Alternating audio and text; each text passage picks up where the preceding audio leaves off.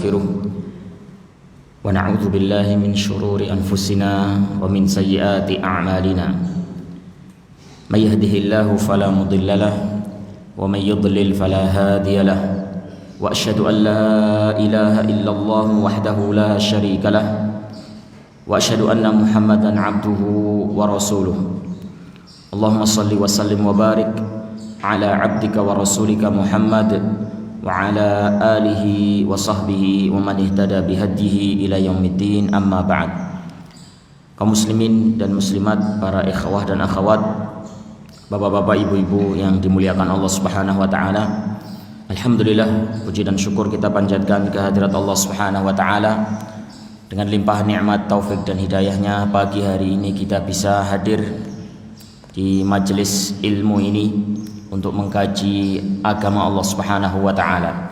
Semoga langkah kita, datangnya kita di majelis ini dicatat oleh Allah Subhanahu wa taala sebagai amal soleh dan kelak menjadi pemberat timbangan amal kebaikan kita pada hari kiamat.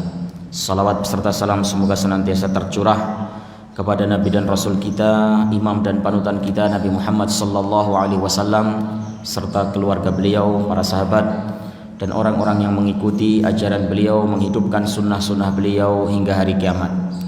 Kaum muslimin dan muslimat yang dimuliakan Allah Subhanahu wa taala, pembahasan kita bersama Kitabut Tauhid alladzi huwa haqqullahi 'alal 'abid, karya Syekh Muhammad bin Abdul Wahhab rahimahullahu taala, telah sampai pada bab ma jaa fin nushrah. Ma jaa fin nushrah. Keterangan-keterangan, penjelasan-penjelasan tentang nushrah. Jadi setelah bab-bab berikutnya, bab-bab sebelumnya beliau membahas tentang sihir. Kini beliau membahas tentang bagaimana cara menghilangkan pengaruh sihir. Jadi ini hubungannya dengan bab-bab sebelumnya, ya. Jadi kenapa beliau menyebutkan bab nushrah ini?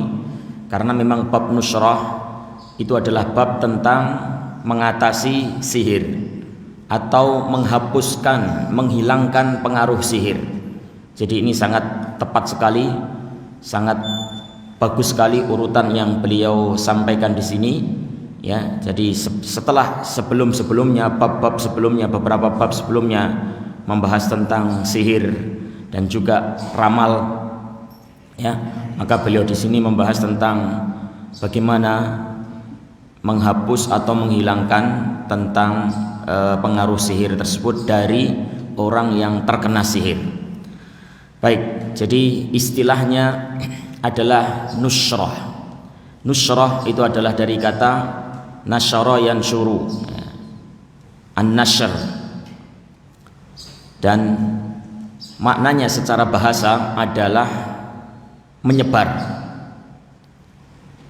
Wa idzi tazaltumuhum wa ma ya'buduna min dunihi wa ma ya'buduna illallaha fa'u ilal kahfi yanshur lakum rabbukum mir rahmatih. Ketika kamu telah meninggalkan agama kaummu, penyembahan-penyembahan terhadap selain Allah, maka kini pergilah kalian menuju ke gua. Yanshur lakum rabbukum, niscaya Rabb kalian akan menyebarkan rahmatnya kepada kalian. Atau juga makna yang lain adalah at-tafriq, ya, makna yang lain adalah at-tafriq, memisahkan, ya, berkisar antara itu secara bahasa. Adapun secara istilah, maka yang dimaksud dengan an-nashr adalah halus sihri anil mashur, menghilangkan pengaruh sihir dari orang yang terkena sihir, membatalkan sihir, mengobati orang yang terkena sihir. Makna secara istilah ini meskipun mengandung cakupan yang luas, akan tetapi yang dimaksud di sini itu sempit. Jadi kan halus sihri anil mashur, menghilangkan pengaruh sihir dari orang yang tersihir. Berarti mencakup cara apa saja, ya kan? Termasuk diantaranya adalah dengan ar-ruqyah asy-syar'iyyah. Karena ar-ruqyah asy-syar'iyyah itu juga salah satu cara untuk menghilangkan pengaruh sihir. Jadi maknanya itu luas.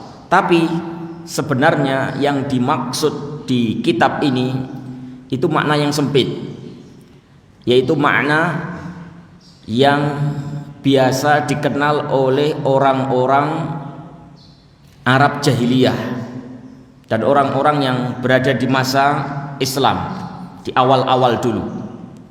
Jadi di masa jahiliyah dan juga di masa Islam awal-awal dulu, di masa Nabi kita Muhammad sallallahu alaihi wasallam, istilah nusrah itu dikenal hanya untuk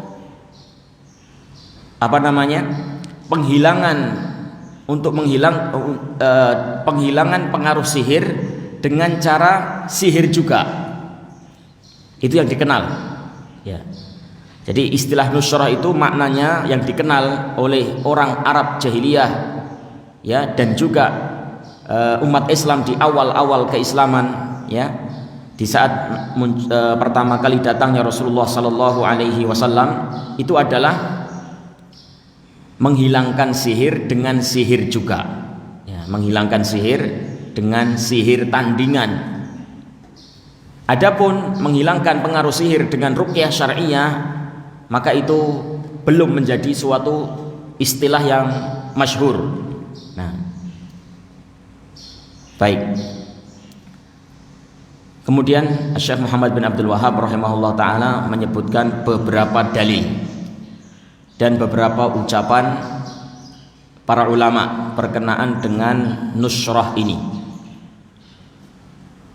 Perkataan para ulama yang akan beliau bawakan ini nanti kalau kita mau mencermati, ya, itu bertentangan. Ada beberapa ucapan yang bertentangan dan memang seperti itu. Yani sengaja, yani para muallif, para penulis kitab itu terkadang sengaja menampilkan dalil-dalil, perkataan-perkataan yang bertentangan satu dengan yang lain untuk didiskusikan, ya, untuk dicari hasil akhirnya, kesimpulannya. Nah, baik, yang pertama adalah sebuah hadis yang diriwayatkan oleh Al-Imam Ahmad dan Abu Dawud, yang diriwayatkan oleh Imam Ahmad dengan sanad yang bagus dan juga Al-Imam Abu Dawud. Baik, an Jabir, dari sahabat yang mulia radhiyallahu taala anhu, Jabir radhiyallahu taala anhu, anna Rasulullah sallallahu alaihi wasallam su'ila 'anin nusrah, bahwasanya Rasulullah sallallahu alaihi wasallam ditanya tentang nusrah. Faqala hiya min 'amalis syaitan, maka Rasulullah sallallahu alaihi wasallam menjawab, hiya min 'amalis syaitan, dia itu adalah termasuk amalan syaitan. Nusrah itu adalah perbuatan syaitan. Baik, untuk pertanyaan yang pertama, untuk hadis yang pertama ini, Rasulullah sallallahu alaihi wasallam ditanya tentang nusrah. Nah, yang dimaksud nusrah yang ditanyakan oleh sahabat ini, nusrah yang ditanyakan oleh sahabat ini kepada Rasulullah sallallahu alaihi wasallam, sekali lagi itu adalah nusrah yang dikenal di masa dahulu, di masa Arab jahiliyah dan di masa Islam di zaman Nabi sallallahu alaihi wasallam. Dan yang dikenal zaman dulu adalah menghilangkan sihir dengan sihir juga, ya, dengan sihir juga. Nah, maka Rasulullah sallallahu alaihi wasallam menjawab, hiya min amali syaiton, dia itu adalah perbuatan syaiton mutlak. Artinya beliau tidak merinci, ya. Beliau tidak membedakan, beliau tidak berkata nusrah itu, ya, ada yang terlarang perbuatan syaitan dan ada yang baik. Nah, nusrah itu ada yang boleh, ada yang perbuatan syaitan terlarang. Kalau pakai ruqyah syar'iyyah boleh, tapi kalau pakai sihir juga, maka itu tidak boleh, itu adalah perbuatan syaitan. Enggak, beliau enggak memperinci seperti itu. Beliau langsung memukul rata, hiya min amali syaitan, itu semuanya adalah amalan syaitan. Ya, karena memang nusrah itu yang dikenal itu. Kalau ruqyah syariah tidak dikenal sebagai nusrah, bisa dipahami ya? Ya. Wa qala su'ila Ahmad wa qala, nah, su'ila Ahmadu anha faqala Ibnu Mas'udin yakrahu hadza kullahu.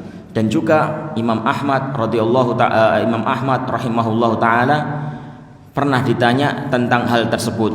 Ya, Imam Ahmad ditanya tentang hal tersebut, maka beliau menjawab, Ibnu Mas'ud yakrahu hadza kullahu. Ibnu Mas'ud radhiyallahu taala anhu membenci itu semua.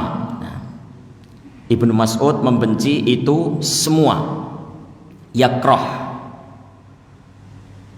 itu adalah sebuah kata yang akhirnya dia menjadi istilah makruh. Ya, jadi makruh itu dari kata yakrah. Jadi mungkin terjemahan lainnya adalah Ibnu Mas'ud memakruhkan hal itu, yaitu membenci hal itu. Nah, ini supaya kita tahu bahwasanya asal usul istilah makruh yang biasa dipakai oleh para ahli usul sebagai salah satu dari 5 hukum taklifi: wajib, mustahab, ya, mubah, makruh, haram. Bahwasanya makruh itu asalnya adalah dari kata kariha yakrahu, membenci. Jadi makruh itu sesuatu yang dibenci, sesuatu yang tidak disukai, sesuatu yang dibenci. Nah, maka antum itu kalau mendengar istilah makruh itu sebenarnya tidak mengentengkan, cuma makruh saja, berarti nggak apa-apa dikerjakan. Oh, jangan salah, makruh walaupun tidak haram tapi apa? Dia itu dibenci. Nah, dan makruh dalam istilah ulama terkini dan ulama terdahulu itu beda. Memang kalau ulama-ulama terkini, para ulama usul fikih, ya, para fuqaha, para ahli fikih itu kalau menggunakan istilah makruh, ya, maknanya adalah perbuatan yang kalau dikerjakan tidak mendapatkan dosa, tapi kalau ditinggalkan lebih baik. Ditinggalkan lebih baik. Kalau dikerjakan tidak berdosa, tidak haram. Itu istilah sekarang. Tapi kalau istilah ulama-ulama terdahulu seperti Ibnu Mas'ud, ini adalah ulama terdahulu dari kalangan para sahabat, ketika menyebut kalimat makruh, ya, maka yang dimaksud itu adalah haram. Nah, yang dimaksud makruh itu adalah haram. Dan ini sebagaimana yang disebutkan oleh Allah Subhanahu wa taala sendiri, penggunaan istilah makruh di dalam Al-Qur'an itu untuk perkara yang haram. Allah Subhanahu wa taala menyebutkan tentang hukum menyembah selain Allah, hukum makan riba, makan harta anak yatim, berzina, dan seterusnya dan seterusnya. Setelah Allah menyebutkan rentetan perbuatan-perbuatan haram tadi, ya, kullu dzalika kana sayyi'uhu 'inda rabbika makruha. Semua perbuatan itu kejelekannya di sisi Allah adalah sangat dibenci, makruha. Apakah menyekutukan Allah hanya makruh saja sesuai dengan istilah ulama sekarang? Kan enggak, haram. Menyembah selain Allah haram, bukan hanya makruh. Nah, jadi makruh di dalam ayat Al-Qur'an, di dalam sunnah Rasulullah SAW, dan juga dalam istilah ulama-ulama, ya, zaman sahabat, zaman tabi'in, zaman tabi'ut tabi'in itu adalah haram. Nah, kalau setelah itu, nah, baru muncul pemakaian makruh untuk yang saya sebutkan tadi. Kalau dikerjakan tidak apa-apa, tidak berdosa, tapi lebih baik ditinggalkan.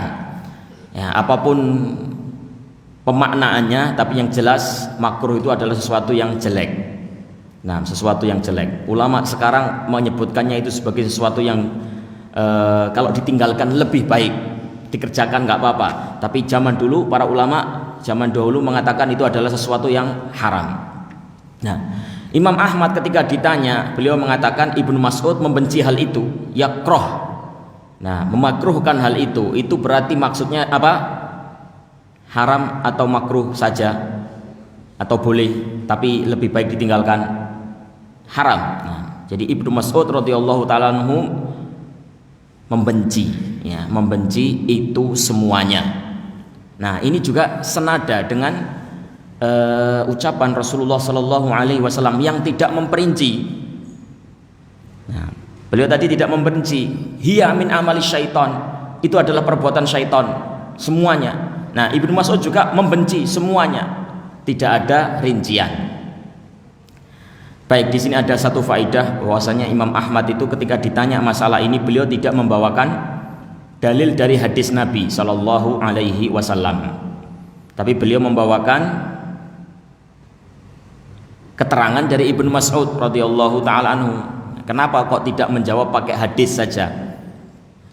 Kenapa kok menjawab dengan athar Ibnu Mas'ud? Syekh Muhammad bin Shalih Al-Utsaimin rahimahullahu taala menyebutkan, ya, ajaba rahimahullah biqaulis sahabi wa ka'annahu laisa indahu atharun sahih anin nabi sallallahu alaihi wasallam fi dzalika. Bisa jadi Al-Imam Ahmad rahimahullah taala itu bagi beliau tidak ada hadis yang sahih tentang masalah ini. Nah, seandainya ada hadis yang sahih tentang masalah ini, tentunya beliau akan berdalil dengan hadis tersebut. Ya, tapi di sini beliau tidak berdalil dengan hadis tersebut. Ya, menunjukkan bahwasanya mungkin bagi beliau tidak ada hadis yang sahih. Ya, adanya adalah ucapan sahabat, makanya beliau berdalil dengan ucapan sahabat. Bisa jadi hadis yang kita baca tadi belum sampai kepada Imam Ahmad, atau sampai tapi hasil penelitian beliau menunjukkan bahwasanya hadis itu mungkin dhaif bagi beliau. Wallahu a'lam. Yang jelas hadis itu tadi, hadis yang tentang Rasulullah ditanya tentang nusrah tadi, menurut Syekh Muhammad bin Abdul Wahhab, beliau membawakan bahwasanya itu adalah sanadnya bagus, berarti makbul, diterima, sahih. Nah, baik, yang berikutnya wafil Bukhari an Qatadah qultu libnil Musayyib, saya berkata kepada Ibnul Musayyib, Sa'id Ibnul Musayyib, rajulun bihi tibbun au yu'khadhu an imra'atihi ayuhallu anhu au yunshar. Ada seseorang yang terkena sihir, tib, atau dia terhalangi untuk bisa menggauli istrinya. Apakah orang semacam ini dilepaskan atau dihilangkan pengaruh sihir pada dirinya, atau dilakukan nusrah pada dirinya? Nah, pertanyaan ditujukan kepada siapa? Sa'id bin Musayyib.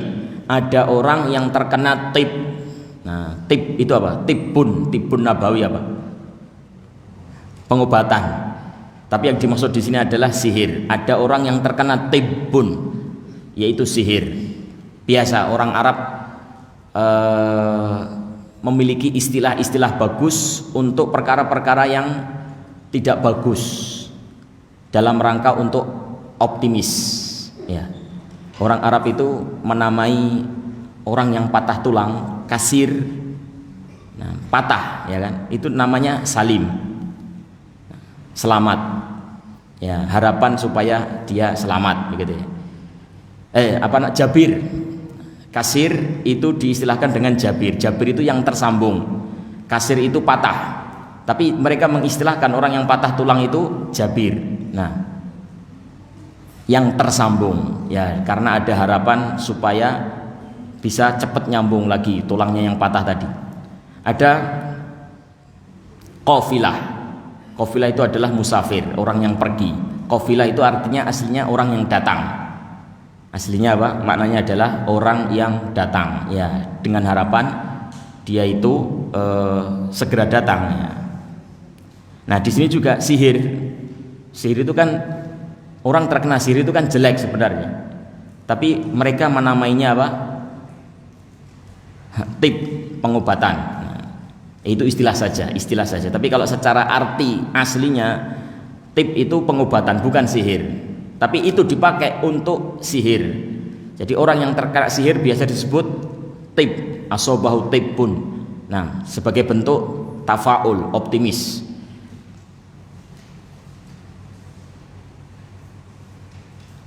Ya, sama kayak bahasa Jawa itu ada sebagian yang seperti itu, banyak optimisme dari sebuah bahasa. Jadi kembali lagi kepada pertanyaan yang ditujukan kepada Sa'id bin Musayyib, ada orang yang terkena sihir atau dia itu terhalangi dari menggauli istrinya.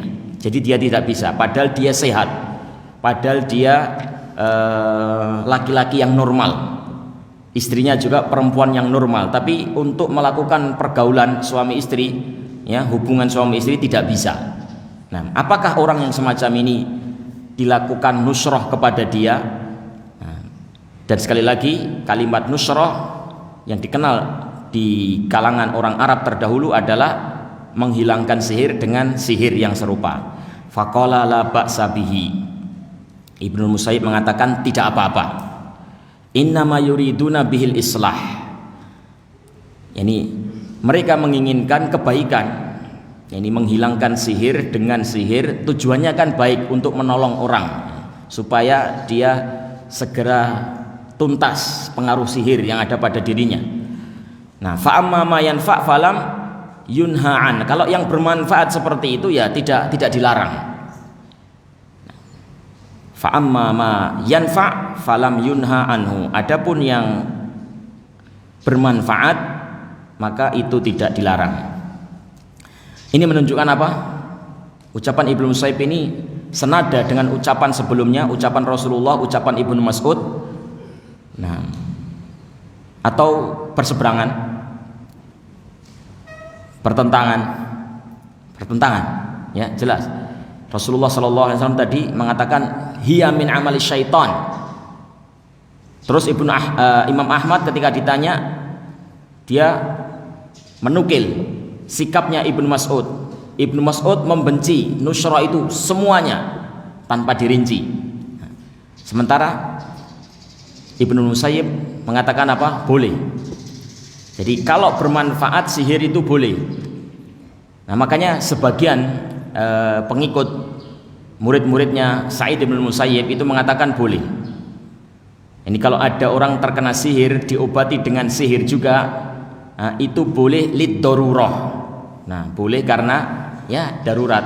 Nah, jadi mengacu kepada pendapatnya Sa'id bin Musayyib bahwasanya sihir itu kalau bermanfaat boleh, yakni bermanfaat menolong orang untuk menghilangkan sihir. Bukan sihir untuk mengacaukan orang, untuk memudaratkan orang, bukan. Sihir untuk menolong orang, untuk melepaskan orang itu dari pengaruh sihir, dari gangguan sihir. Nah, ini pendapat Sa'id ibnul Musayyib. Baik. Berikutnya hadis yang selanjutnya adalah waruwiya anil Hasani annahu qala la yahullu sihra illa sahirun. Waruwiya anil Hasani annahu qala la yahullu as-sihra illa sahirun. Diriwayatkan dari Al Hasan, yaitu Al Hasanul Basri, bahwasanya dia berkata la yahullu sihra illa sahirun, tidaklah melerai suatu sihir, tidaklah menghilangkan pengaruh sihir kecuali tukang sihir juga. Tidak ada yang menghilangkan sihir kecuali tukang sihir juga. Baik, jadi saya baca ini dulu, nanti ada keterangan berikutnya saya akhirkan saja. Jadi kalau kita melihat dari 3 perkataan tadi ya, dari hadis Nabi SAW, dari perkataan Imam Ahmad yang menukil sikapnya Ibnu Mas'ud radhiyallahu ta'ala anhu, dan perkataan Al Hasanul Basri, 3 ini itu kalau disimpulkan maka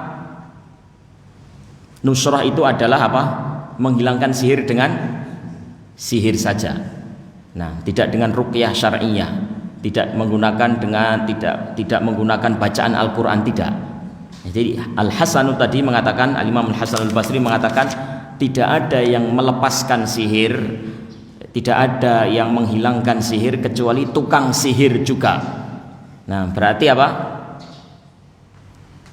Nusrah itu yakni oleh Imam Al-Hasanul Basri dilakukan oleh tukang sihir. Nah, nusrah itu dilakukan oleh tukang sihir. Yang melepaskan sihir itu adalah tukang sihir juga. Nah, dan memang itu sesuai dengan apa yang dikenal oleh bangsa Arab terdahulu. Nah, kemudian kemudian yang bisa kita ambil lagi dari 3 dalil tadi, bahwasanya semuanya itu tercela, tidak ada rincian sama sekali. Nah, tidak ada rincian sama sekali. Jadi nusrah itu artinya adalah menghilangkan sihir dengan sihir juga. Nah, sesuai dengan perkataan Al-Hasanul Basri, dan hukumnya adalah haram semuanya. Hukumnya adalah haram semuanya tanpa dirinci. Nah, tanpa dibeda-bedakan, semuanya haram. Nah, itu perkataan siapa? Rasulullah, Imam Ahmad menukil Ibnu Mas'ud, dan Al-Hasanul Basri. Itu 3 itu menyatakan seperti itu. Baik. Nah, terus bagaimana? Bagaimana kalau ada yang mengatakan boleh? Nah, semacam tadi Sa'id bin Musayyib. Nah, banyak tafsiran tentang itu ya, diantaranya adalah memang boleh, diantara tafsirannya oleh sebagian pengikut Sa'id bin Musayyib ya memang boleh, tapi itu kan yang bermanfaat. Nah, sebagian berkata seperti itu. Nah, di sini kita akan bacakan perkataan Al-Imam Ibnul Qayyim. Nah, dengan perkataan beliau ini mudah-mudahan semakin jelas. Qala Ibnul Qayyim, an-nushratu halus sihri 'anil mashuri. An-nushrah itu adalah menghilangkan sihir dari orang yang terkena sihir, wahya nau'an, dan dia itu ada 2 bentuk. Ada 2 macam. Ahaduhuma halun bisihrin mithlihi, yaitu membebaskan sihir dengan sihir juga. Wa huwa alladzi min amali syaitan, dan itulah yang termasuk perbuatan syaitan. Wa alaihi yuhmal qaulul hasan, dan kepada makna inilah dibawa ucapan Al-Hasanul Basri. Terhadap makna yang seperti inilah kita pahami ucapannya Hasan Al-Basri. Nah, yang itu ucapan Hasan Al-Basri yang jenis pertama ini. Fayataqarrabun nashiru wal muntashiru ila syaitani bima yuhib fayubtilu amalahu anil mashur. Caranya adalah seorang tukang sihir itu melakukan sebuah taqarrub, pendekatan diri kepada syaitan, bukan kepada Allah. Ya, taqarrub kepada syaitan. Ya, dengan mengikuti apa saja yang diinginkan oleh syaitan. Jadi orang yang pelaku sihir ini dan orang yang disihir, ya, mereka melakukan sesuatu yang diinginkan oleh syaitan, bertakarrub kepada syaitan. Nah, kalau dia sudah melakukan takarrub kepada syaitan, menuruti apa yang diinginkan oleh syaitan, barulah syaitan mau membantu dia, ya, menghilangkan pengaruh sihir. Nah, itulah yang dimaksud oleh Rasulullah SAW, hiya min amali syaitan. Itu adalah perbuatan dari syaitan. Adapun jenis yang kedua, nusrah yang kedua adalah an-nusrah birruqyati wat ta'awudzat wal adwiyah wad da'awat al-mubahah. Fahadza jaizun. Nusrah dengan ruqyah, dengan bacaan Al-Qur'an, dengan doa-doa yang ma'thur dari Nabi SAW, ya, dengan al-mu'awwidzat, ya, kalimat-kalimat permintaan perlindungan kepada Allah Subhanahu wa taala. Nah, yang ini itu boleh. Yang ini boleh. Baik, itu perkataan Al-Imam Ibnul Qayyim rahimahullahu taala. Nah, ada kemungkinan ucapan Ibnul Musayyib tadi begitu. Kalau kita mau membawa perkataan Ibnu Musayyib ke makna yang baik, kita bawa sesuai dengan apa yang dijelaskan oleh Al-Imam Ibnul Qayyim tadi. Nah, jadi mungkin ini saya katakan mungkin ya. Jadi kita upaya, salah satu upaya untuk membawa perkataan Ibnul Musayyib kepada makna yang baik. Bisa jadi Sa'id bin Musayyib ketika ditanya bagaimana orang itu terkena sihir, dia dihalangi untuk menggauli istrinya, apakah dia dihilangkan pengaruh sihirnya, dinusrah dia? Nah, la ba'sa. Nah, enggak apa-apa. Innama yuriduna bil islah fa amma ma yanfa falam yunha an. Yani kalau bermanfaat enggak apa-apa, mereka menginginkan islah. Nah, menginginkan islah. Yani kalau keinginannya adalah islah, untuk melakukan kebaikan, untuk mengobati orang, untuk menolong orang yang terkena sihir, maka ini bermanfaat, tidak dilarang. Nah, ini mungkin salah satu upaya untuk memahami ucapan Ibnul Musayyib tadi, untuk membawa makna ucapan Ibnul Musayyib tadi ke makna yang baik. Nah, seperti itu. Baik.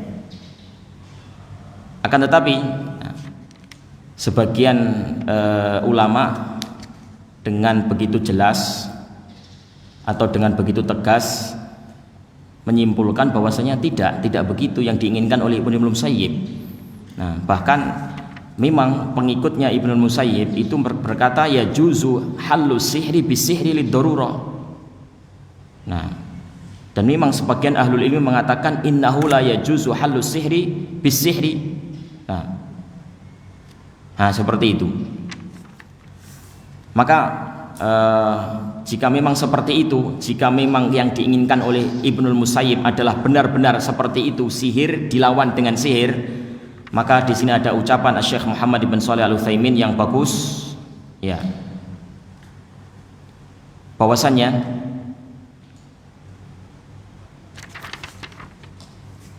ini ucapan Ibnul Musayyib. Nah, bahkan ucapan yang di atasnya Ibnul Musayyib, ucapannya Ibnul Musayyib ataupun ucapan seseorang yang levelnya di atas Ibnul Musayyib, itu adalah secara zatnya bukanlah hujjah. Nah, laukana Ibnul Musayyib wa man fawqa Ibnul Musayyib mimman laisa qawlu hujjah yara annahu jaiz fala yalzam min dzalika an yakuna jaizan fi hukmillah. Walaupun Ibnul Musayyib atau orang yang levelnya di atas Ibnul Musayyib sekalipun, ya, yang ucapannya bukanlah termasuk hujjah, jika dia berkata itu boleh, maka ucapannya boleh itu tidak mesti, ya, menyebabkan boleh. Ucapannya boleh itu tidak mesti berkonsekuensi boleh dalam hukum Allah Subhanahu wa taala, sampai ucapan tersebut, ya, dihadapkan kepada ucapan Allah dan Rasulnya.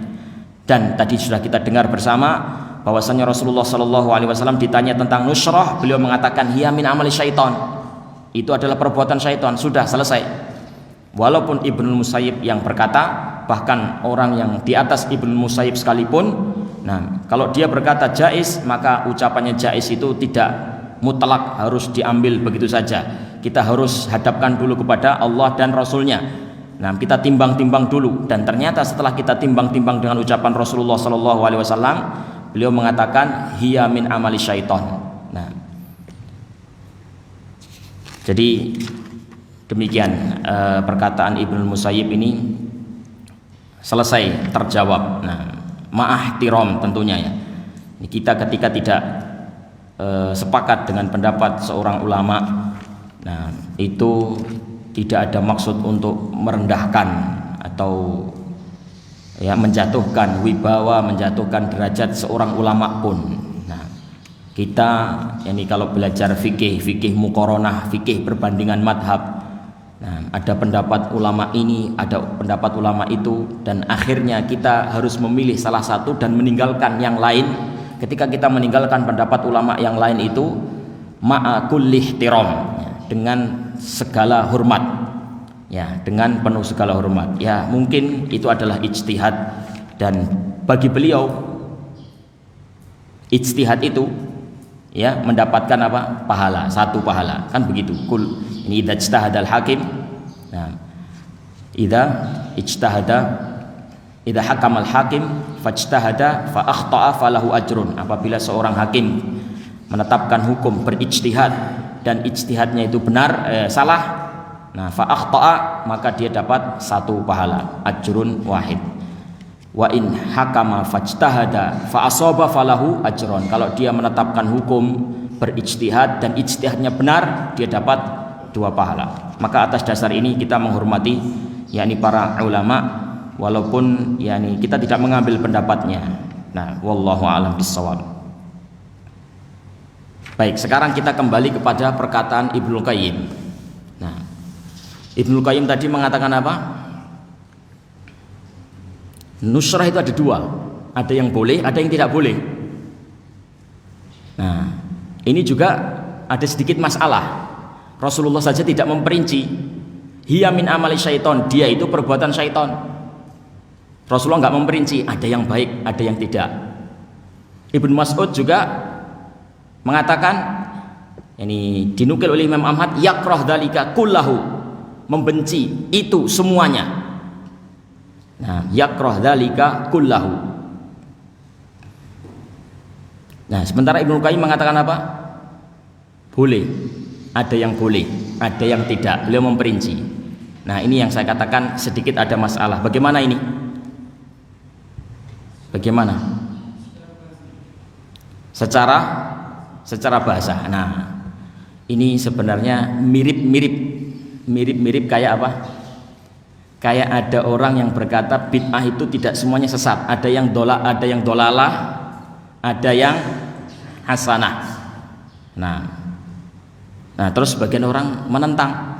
Rasulullah aja nggak membagi seperti itu. Kullu bid'atin dolalah, semua bid'ah itu sesat. Nah, kok ada yang bagi bid'ah sesat dan bid'ah yang baik? Nah, maka demikian juga Ibnu Qayyim ini seolah-olah seperti itu ya.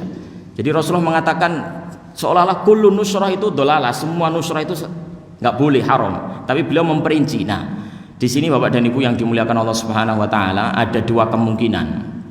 Ya, kemungkinan yang pertama memang bisa jadi nusrah itu di zamannya Ibnul Qayyim rahimahullah ta'ala sudah mengalami perubahan makna. Kan biasa ya, bahasa Indonesia aja kadang begitu. Dulu di zaman dulu maknanya sempit, kemudian beberapa abad kemudian mengalami perluasan makna. Jadi nusrah itu maknanya luas. Pokoknya semua upaya mengatasi sihir dengan apapun itu namanya nusrah. Baik dengan syar'i, ruqyah syar'i ataupun dengan sihir itu namanya nusrah. Bisa jadi seperti itu, ada perluasan makna. Nah, atau bisa jadi yang disebutkan oleh akhuna Fajar tadi ya, makna secara bahasa. Makna secara bahasa. Jadi secara bahasa ya umum, pokoknya menghilangkan sihir. Nah, dengan apapun itu dikatakan nusrah. Nah, ada 2 nusrah yang menggunakan sihir, ada yang nusrah menggunakan ruqyah syar'iyah. Nah, kalau yang sihir itu tidak boleh, kalau yang menggunakan ruqyah syar'iyah itu boleh. Nah, jadi ini adalah perbedaan istilah saja. Atau dalam bahasa ulama namanya adalah khilafun lafzi. Secara lafadz berbeda, tapi sebenarnya secara hakikat tidak berbeda. Nah, ya sama kayak bid'ah. Bid'ah itu seandainya kita berkata kullu bid'atin dolalah, bid'ah itu nggak ada yang baik, semuanya sesat. Nah, ada Ustaz, ada yang baik. Bid'ah dalam urusan dunia. Bid'ah membuat pengeras suara, bid'ah membuat kipas angin, bid'ah jam digital, bid'ah AC. Nah, itu kan perkara yang baru tapi kan baik. Nah, jadi bid'ah itu ada yang baik Ustaz dalam urusan dunia. Kita jawab apa?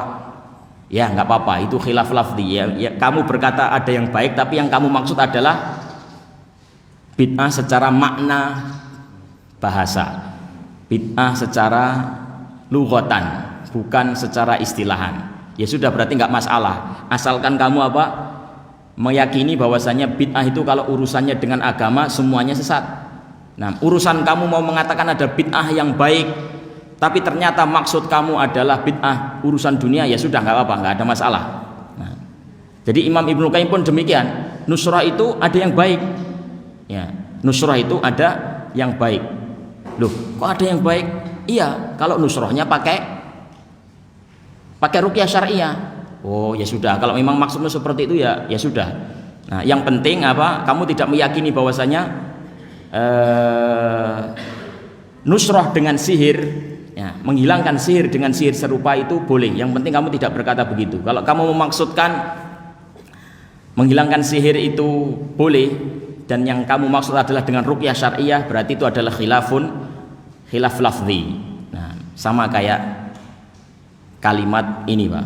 Kalau dalam bahasa Indonesia supaya lebih jelas, supaya lebih enak ya, saya contohkan dengan bahasa Indonesia. Apa hukum mencuri? Haram atau ada rincian? Ada yang halal? Hah? Siapa yang bisa jawab? Mencuri itu haram mutlak atau ada yang halal? Hah? Mungkin ada orang berkata ada yang boleh. Mencuri itu ada dua, ada yang haram, nah ada yang halal. Yang halal itu adalah mencuri hati. Wow, itu namanya bukan mencuri. Nah itu namanya khilaf lafzi Pak ya, khilaf lafzi ya. Jadi orang yang mengatakan mencuri itu ada yang halal, ternyata dia itu tidak bermaksud untuk menghalalkan pencurian dalam artian yang sesungguhnya, yaitu mencuri hak milik orang, barang-barang orang, mencuri sepeda motor orang, mencuri laptopnya orang. Dia tidak memaksudkan itu dengan ucapan halal, itu bukan itu yang dia maksud. Ternyata yang dia maksud itu adalah sebuah perbuatan yang sebenarnya itu bukan mencuri, tapi diistilahkan dengan mencuri hati. Nah seperti itu Bapak dan Ibu. Jadi seandainya ada orang yang mengatakan bid'ah itu ada yang baik. Apa? Bid'ah urusan mikrofon, bid'ah membuat kipas angin, bid'ah sepeda motor, itu baik. Nah, itu sama kayak masalah tadi mencuri tadi. Mencuri itu ada yang baik. Apa? Mencuri hati. Nah, berarti itu dia sebenarnya tidak serius mengucapkan kata-kata itu. Dia menginginkan makna apa? Majas. Ya, makna yang tidak sebenarnya. Baik, mumpung kita bicara ini, saya mau menyinggung tentang masalah bid'ah sekalian ya. Bid'ah itu kan juga seperti itu ya. Ada yang mengatakan bid'ah itu mutlak sesat semuanya. Tidak ada bid'ah hasanah. Nah, tapi sebagian ulama berkata apa? Bid'ah itu terbagi menjadi dua. Bid'ah madhmumah wa bid'ah mahmudah. Bid'ah yang tercela dan bid'ah yang baik. Ya, bid'ah hasanah. Nah, bagaimana cara menyikapi seperti ini Bapak dan Ibu? Saya katakan pendapat yang benar adalah bid'ah itu semuanya sesat. Kullu bid'atin dhalalah. Nah, hanya saja ketika antum mendengar istilah ada bid'ah yang hasanah, nah itu saya menyarankan kepada antum tidak usah terlalu ngegas. Nah, karena orang yang berkata seperti itu ternyata bukan ahlul bid'ah. Ulama yang membagi bid'ah itu ada dua, tercela dan bid'ah yang baik, bid'ah hasanah, itu bukan ahlul bid'ah. Bahkan beliau adalah ahlu sunnah. Nah, gurunya imam ahlu sunnah. Siapa? Al-Imam Syafi'i. Nah, yang berkata seperti itu adalah Al-Imam Asy-Syafi'i. Gurunya Imam Ahmad. Imam Ahmad itu adalah imam ahlu sunnah.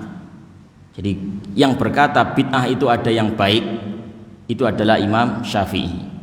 Kalau antum protes kepada Imam Syafi'i, lu kan jelas kullu semua bid'ah sesat, kullu bid'atin dhalalah, kok masih nekat juga mengatakan ada yang hasanah, itu bagaimana? Antum pahami cara istidlal Imam Syafi'i. Nah, jangan sampai ada yang mengira bahwasanya Imam Syafi'i itu menyengajakan diri untuk menyelisihi ucapan Rasulullah Sallallahu Alaihi Wasallam. Sama sekali tidak ada. Nah, beliau membagi bid'ah menjadi dua, ada yang hasanah, ada yang sayyi'ah. Itu dalam rangka mengikuti sunnah Rasulullah Sallallahu Alaihi Wasallam juga. Nah, karena kalimat kullu setiap ya itu di dalam Al-Quran sah saja kalau dipakai untuk makna tidak semua. Kata kullu yang artinya semua, kullu bid'ah, semua bid'ah, itu dalam Al-Quran kadang dipakai untuk makna yang tidak semua. Contohnya apa? Siapa yang bisa menyebutkan? Wa kana wara'ahum malikun ya'khudhu kulla safinatin ghasba. Ya. Di belakang orang-orang miskin itu ada raja yang mengambil kulla safinah, semua kapal secara paksa. Itu kisahnya siapa? Kisahnya Nabi Khidir alaihi salam dan Nabi Musa ketika merusak kapal. Nabi Musa protes, kenapa kamu rusak kapal-kapal ini? Nah, dijelaskan oleh Nabi Khidir, karena di belakang kapal ini ada raja yang zalim, merampas semua kapal, kulla safinah. Nah, makna kulla safinah itu semua kapal atau tidak semua? Kalau antum cermati maknanya itu tidak semua, Pak. Nah, kenapa? Karena Khidir tadi melubangi kapal supaya jelek, supaya kapal itu cacat, supaya tidak diambil. Berarti raja itu ngambil semua kapal atau kapal yang baik saja? Yang baik saja. Yang rusak nggak diambil. Tapi istilahnya dalam Al-Quran kulla safinatin ghasba. Ada raja yang zalim merampas semua kapal. Jelas ya? Apalagi? Contohnya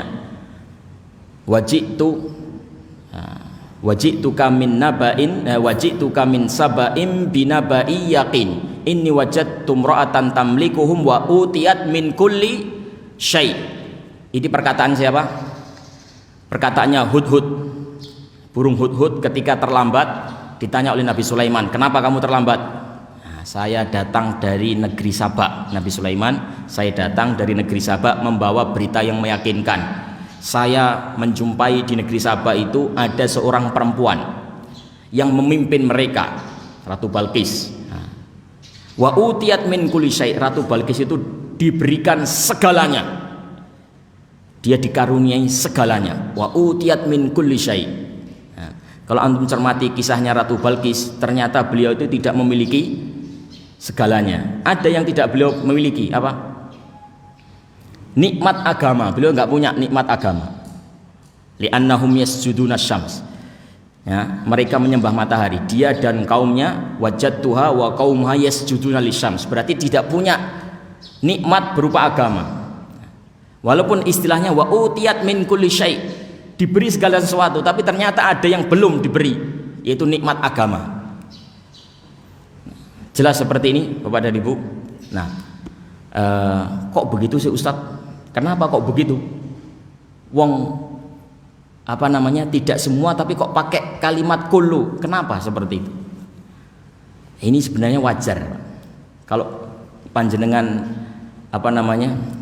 insting berbahasanya kuat, Anda akan bisa memaklumi penggunaan bahasa yang seperti ini. Di dalam bahasa Indonesia pun ada, ya, memakai kalimat kullu, tapi ternyata maknanya tidak kullu. Setiap semua, tapi ternyata tidak semua. Mungkin ada seorang suami berkata kepada istrinya, "Dek, aku ini kurang apa, Dek? Bukankah sudah aku berikan kepadamu segalanya?" Nah, benar segalanya? Nah, apakah hatimu segalanya kamu curahkan kepada istrimu? Jangan-jangan kamu bagi. Dan suami mesti membagi-bagi hatinya kepada orang lain. Kan dia bagi kepada Allah, kepada Rasulnya juga, kepada ibunya, ya kan? Berarti semuanya diberikan kepada istri apa enggak? Enggak semuanya, tapi biasa. Nah, ucapan-ucapan semacam itu, "Dek, aku ini kurang apa? Aku sudah memberikan kepadamu segalanya." Nah, itu contoh, Pak. Contoh bahasa Indonesia seperti itu. Nah, bahasa Arab pun seperti itu. Kullu, semua. Itu kadang maknanya tidak semua, tapi apa? Sebagian besar. Nah, mungkin antum bertanya, memang kullu itu boleh diartikan tidak semua, tapi kan hukum asalnya diartikan semua karena asli maknanya itu. Ya, memang. Tapi boleh diartikan ke tidak semua asalkan ada qarinah, indikasi. Nah, sekarang indikasinya apa? Nah, indikasinya apa?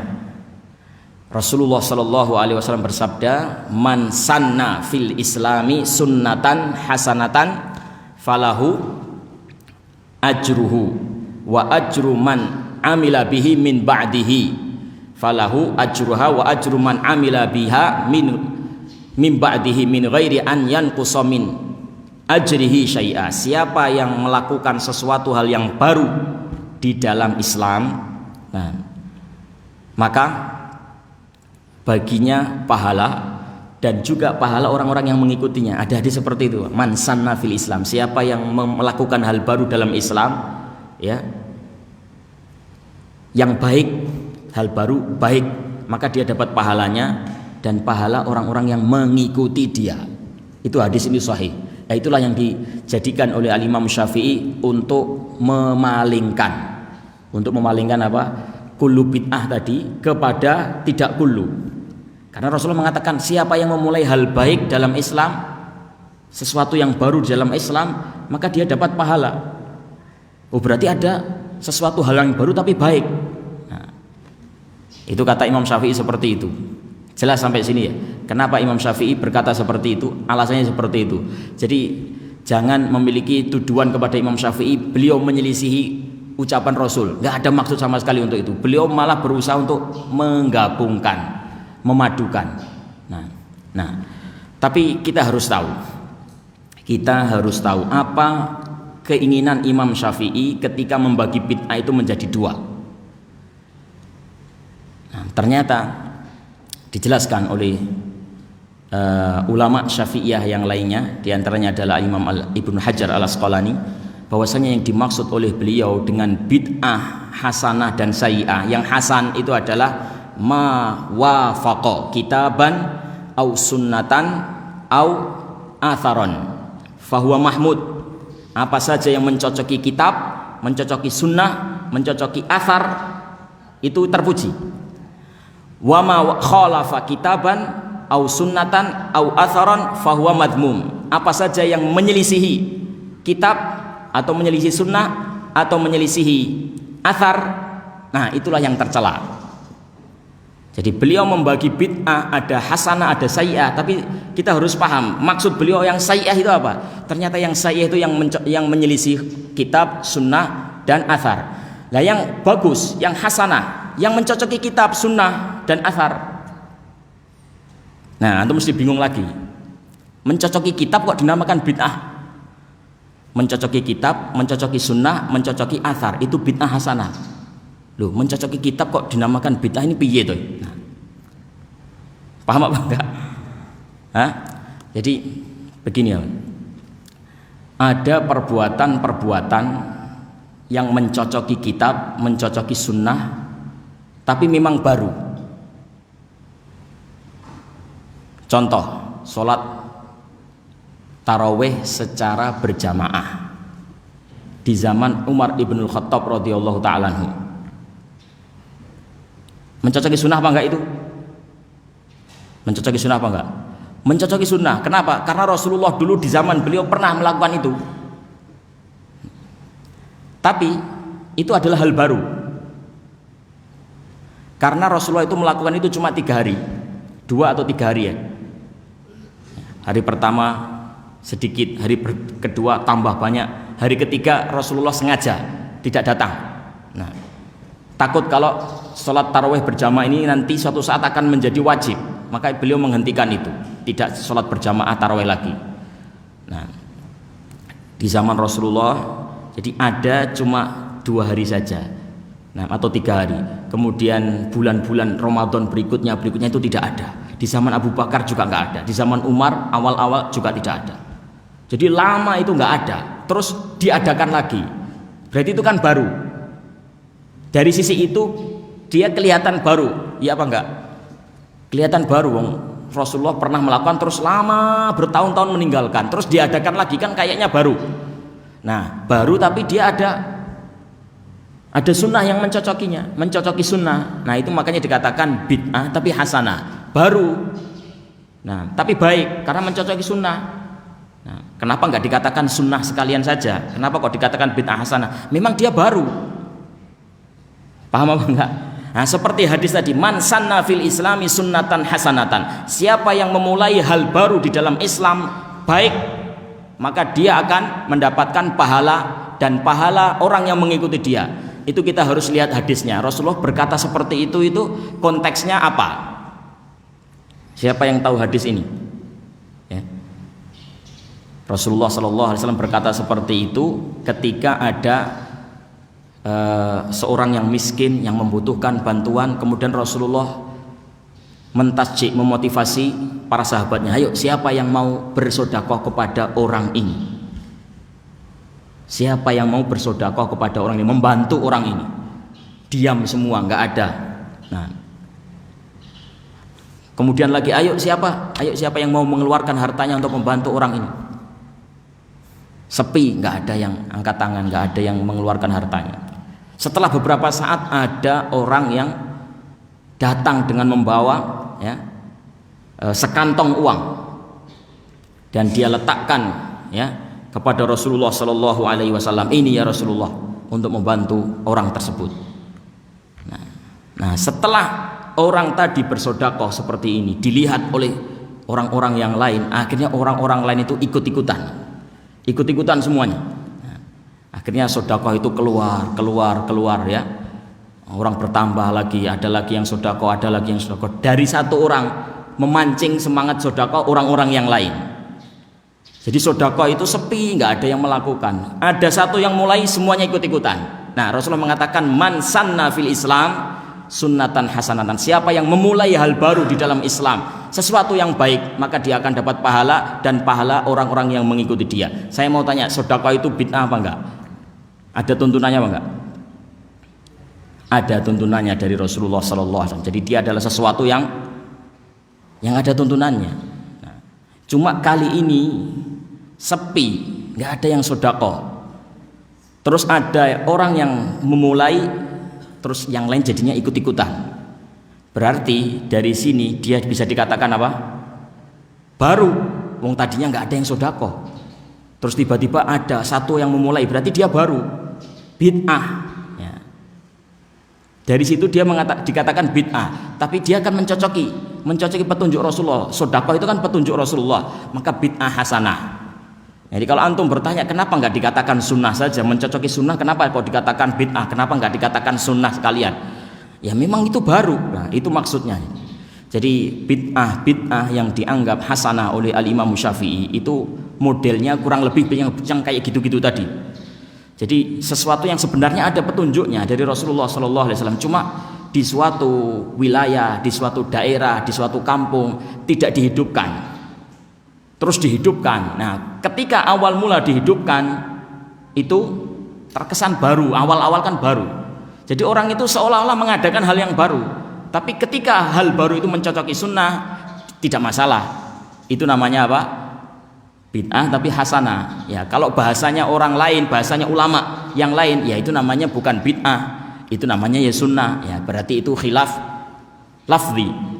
Ya, jadi baik Imam Syafi'i maupun imam-imam yang lain, nah, ketika memberikan istilah itu, sebenarnya mereka sepakat tidak boleh mengada-ngada hal-hal yang baru yang menyelisihi Quran, menyelisihi sunnah, yang menyelisihi dalil-dalil syar'i. Mereka sepakat akan hal itu. Cuma beda istilah saja. Imam Syafi'i mengistilahkan bid'ah sayyi'ah, yang menyelisih kitab sunnah itu bid'ah sayyi'ah, yang mencocoki bid'ah hasanah. Tapi ulama yang lain mengatakan bukan bid'ah, itu namanya sunnah. Bukan bid'ah hasanah, ya sunnah namanya. Beda istilah, tapi satu arah. Nah, sama kayak itu. Yani nusrah itu juga seperti itu. Jadi Imam Ibnu Qayyim ketika mengatakan nusrah ada yang baik, nah itu versinya lain, yang dimaksud baik itu lain. Nah, jadi beliau melihat nusrah itu secara makna lebih luas. Demikian. Wallahu a'lam bissawab. Sampai di sini dulu yang bisa kita bahas tentang masalah nusrah. Semoga menjadi ilmu yang bermanfaat. Wassallallahu wasallam ala nabiyina Muhammad wa ala alihi wa sahbihi ajma'in walhamdulillahirabbil alamin. Wassalamualaikum warahmatullahi wabarakatuh.